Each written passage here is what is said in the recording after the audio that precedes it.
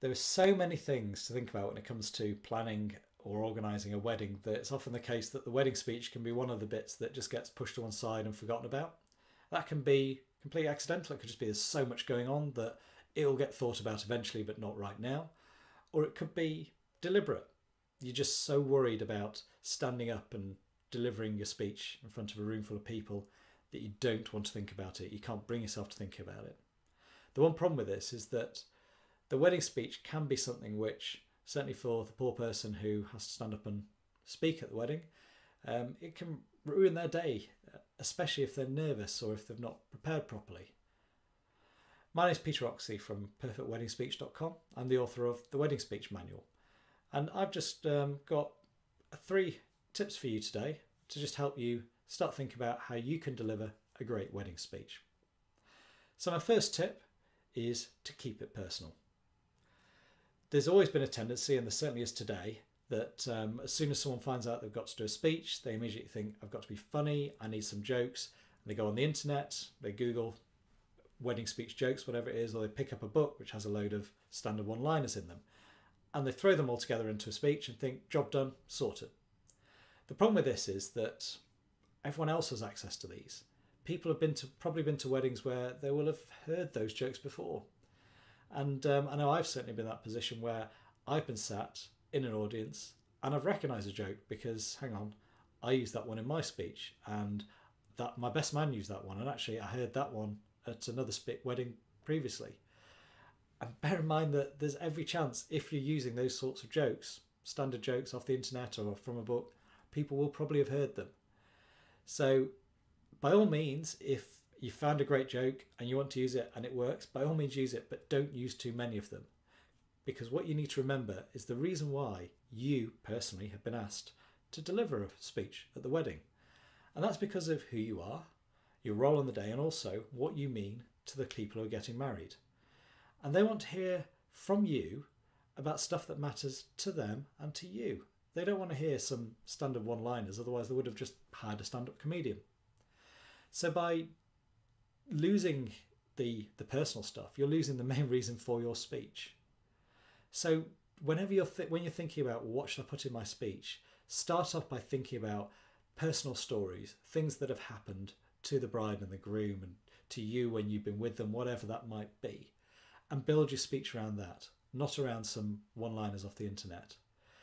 And that will then mean that you have a speech that is personal and means something to them and to you. And you can tell it with a lot more passion. And that's the other thing, because if you're telling stories that have happened to you or have happened to people you know and love, you're going to be able to tell them with a lot more passion. You're going to be a lot more interesting as you say them. And also, it's a lot easier for you to remember, especially if it's happened to you. And that then means it's one less thing to worry about. You don't have to worry about forgetting or trying to memorise a long convoluted thing that you've pulled off the internet that someone else wrote. It's a personal story that happened to you. My second tip is practice. It's important with wedding speeches, like it is with anything else in life pretty much. In order to be good at something, in order to do a great job, you need to practice. And this shouldn't be a hugely onerous job. All I'm talking about is running through your speech maybe once a day, in your head at first, but then also as you're maybe walking along, just saying it to yourself under your breath, or in the mirror as you're getting ready to go out or to go to work or whatever, or into a camera, into your phone, or to other people, and definitely to other people as you get towards the end, to get their feedback and to just pick up on, well, how did they react to certain bits, and did they find the bits that I thought were funny? And once you're doing this, you're honing your speech. You're cutting out the bits that don't work and you're keeping the bits that do. But you're also memorising it. So it's getting lodged in your memory the more you do it.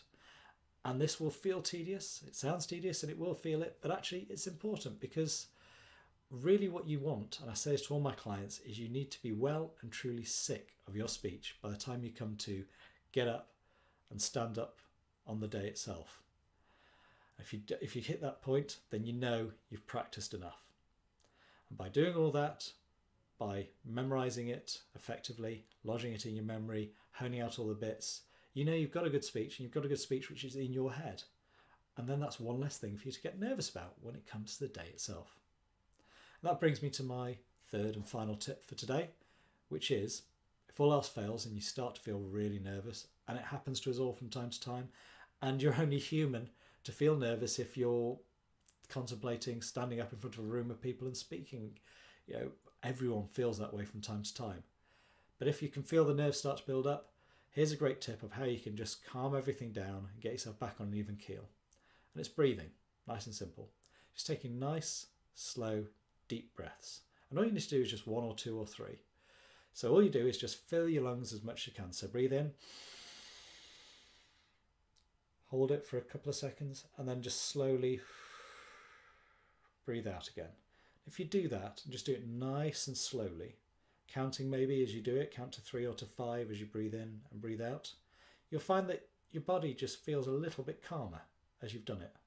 But also it gets oxygen to your brain, which is really important because that helps you to focus, which helps you to remember all those stories, those personal stories that you've thrown in your speech.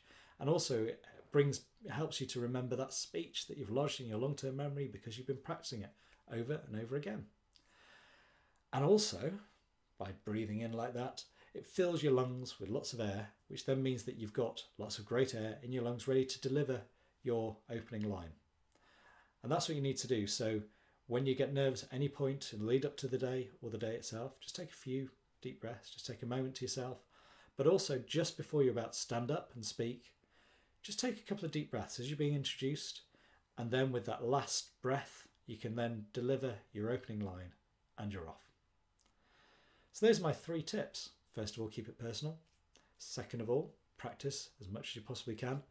And thirdly, if all else fails and you start feeling nervous, take some nice, slow, deep breaths. My name is Peter Oxley, as I said, from perfectweddingspeech.com, where I've got a website packed with lots of tips and hints. I'm uploading videos and articles to it all the time, so please do check in. I've got some free guides which you can download and get delivered straight to your inbox, which give you some great tips to get your wedding speech started and also help you get over those pesky nerves as well. You can also find links to my book, The Wedding Speech Manual, which is available on all good online retailers, including Amazon, Smashwords, iBookstore, so on and so forth, Barnes & Noble. But I also do wedding speech coaching. So I do one-to-one wedding speech coaching. If you're not based in England, in Hertfordshire, I'm more than happy to do so over the phone or via webcam, day or night.